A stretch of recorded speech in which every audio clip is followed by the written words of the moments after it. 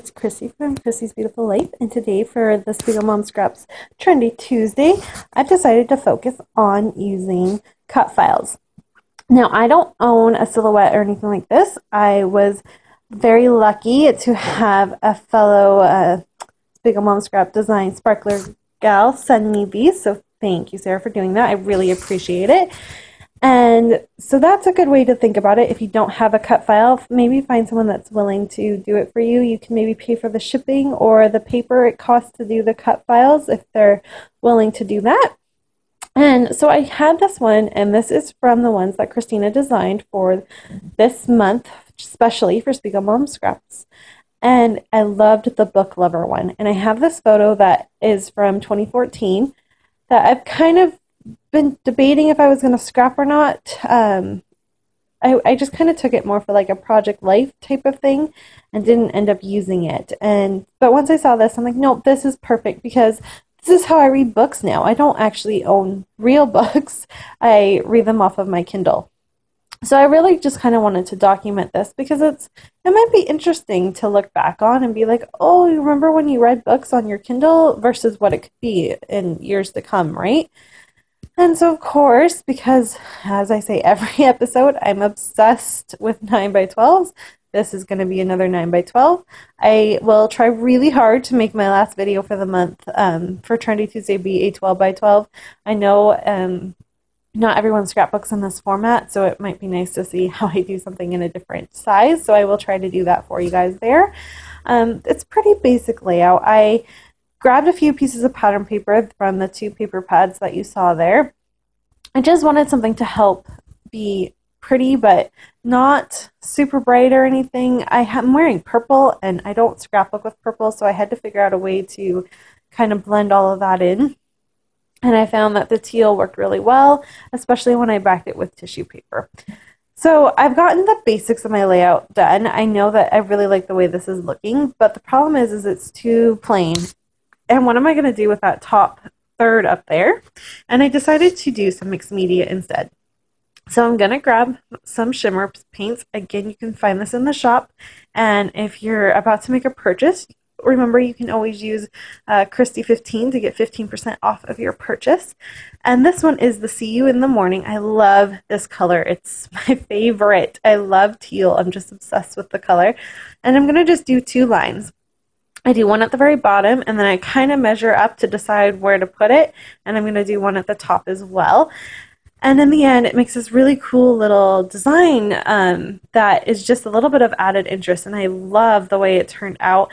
This did take forever to dry. That's the only thing about shimmers is when you're using their paints, just pack your patience or have a heat gun. So one or the other, but they do take a really long time to dry if you've never used them before.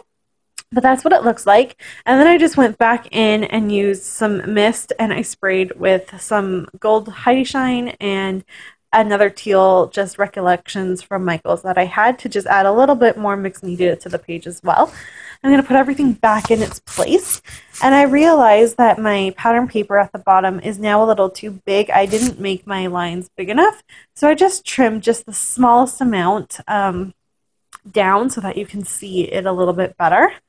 And now I'm going into, I have this bowl full of stuff from Cocoa Vanilla, and I'm just kind of playing through it and seeing what I have. I grabbed a few pieces here and there to just kind of help tie in my layout with what I want to use.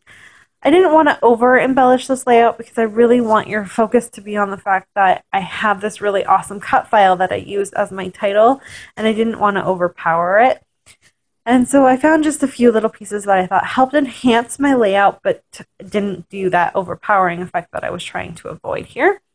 I figured hearts was a great idea because I love to read, and the title says book lover, so I felt that hearts were very appropriate for my layout here. And I knew I wanted some type of a banner at the top, some way, somehow, something.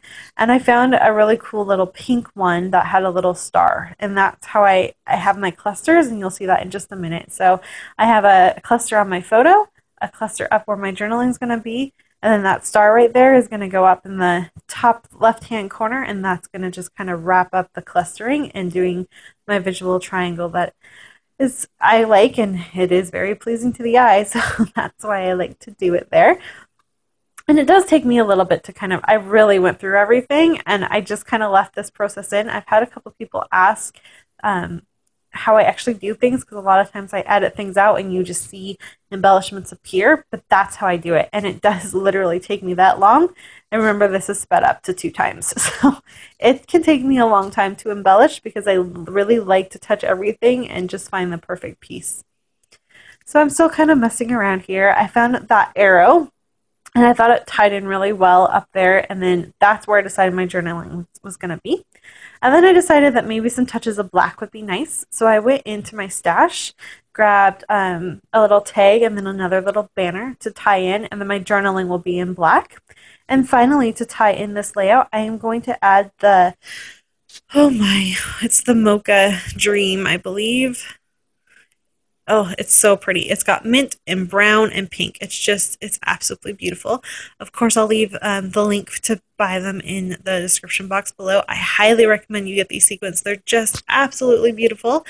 And that is going to finish up my layout. So I hope you've enjoyed this and it gives you an idea on how you could use a cut file in a smaller way, just as a title instead. And if you have any questions, please leave them below. I'll be back next week. Bye, everyone.